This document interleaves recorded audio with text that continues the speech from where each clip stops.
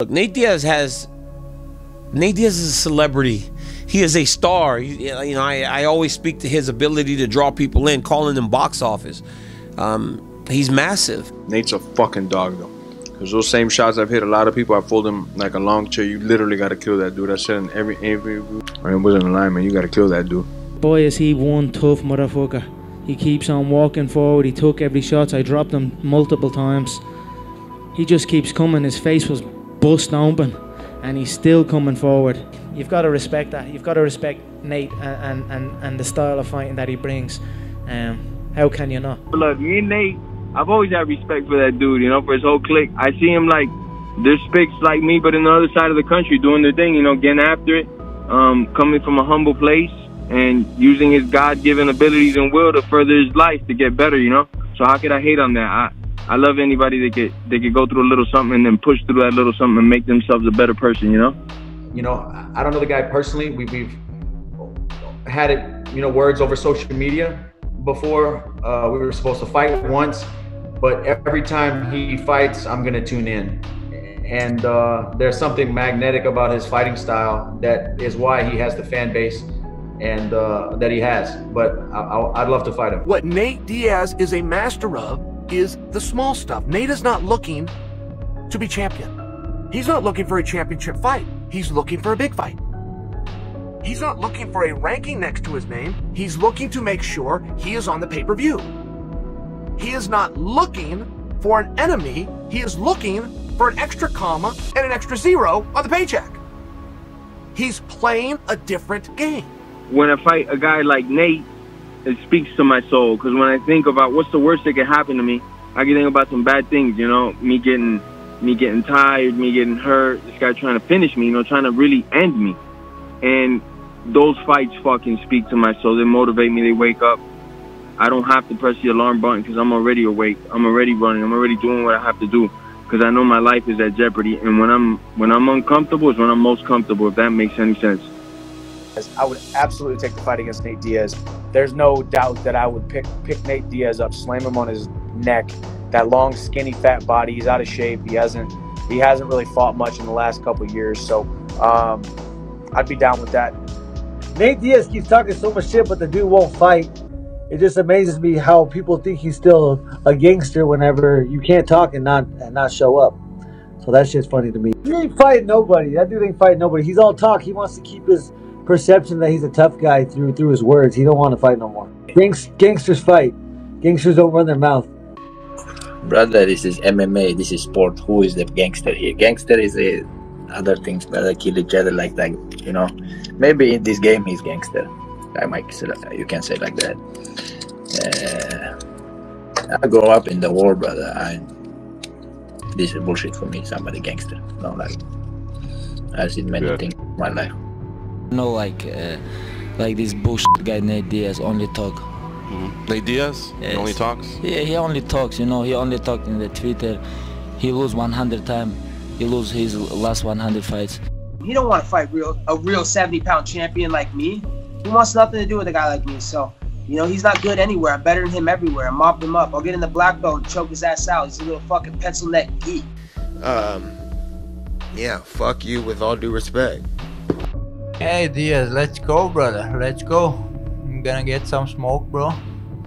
I'm gonna give him some shot, bro. And let's see who is the real gangster. I'm gonna take everything from this UFC, brother. Now I am UFC, brother.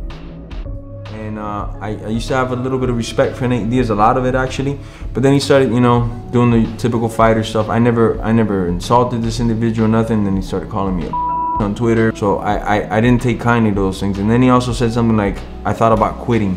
In what universe was that? Because he said I thought about quitting this fight because I'm on top of him, punching him in the face. And then when I got up, I put my hands like this over my head because, yeah, I was a little winded at the moment from beating the crap out of you for 15 minutes. So those are those things that like bother me. And I'm a very competitive person, but there's certain things you can't see. I've never quit in 50 pro fights. I've never quit. It's never been a thought process of mine.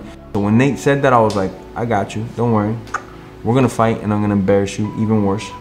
He said, let's run it back. We're going to run it back. And I said, let's run it back. We're about to run it back. And the UFC said, let's run it back. We're going to run it back. stuff? My brother's the most important thing to me. Probably more important, you know, more important than anything. A lot of time it's why you know, I push forward and do so good, because I can't, you know.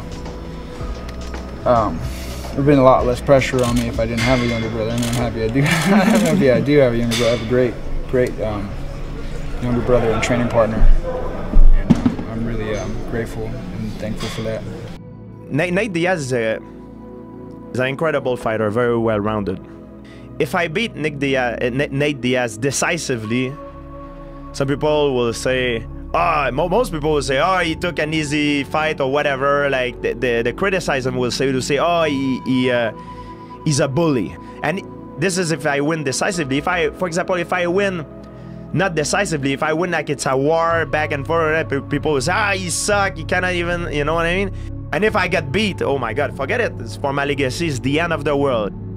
He won't fight me, you know, that Stockton soy boy knows he gets slapped up by MAGA bombs all day. He has no chance, and he knows that. So he doesn't even spit my name out of his mouth, because he knows what comes with that. And it's a really bad losing paycheck, and worse than he's ever had in his career. I mean, I would beat that guy silly. He would have no brain cells left, and he doesn't have a lot of brain cells as it is. The guy's completely fried, man. I mean, he's got about 1 or 2 brain cells left.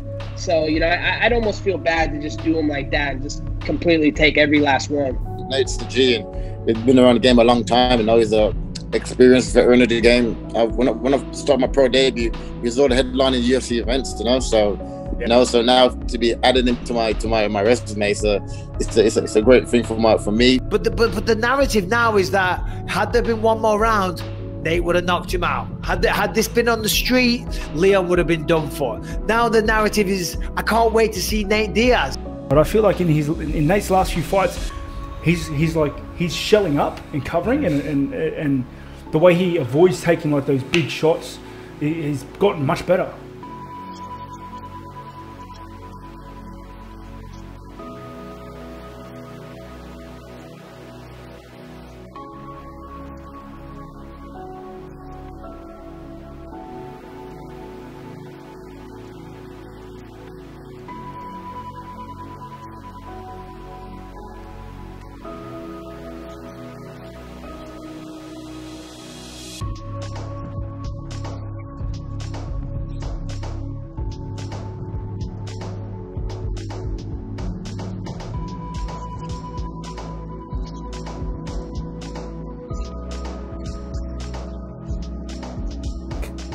When he speaks and he says something, there is no tongue-in-cheek, there's no winking, there's no trying to get eyeballs and sell pay-per-views.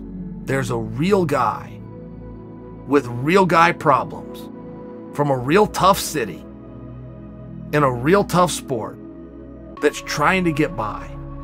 And there's just something there that people can relate to.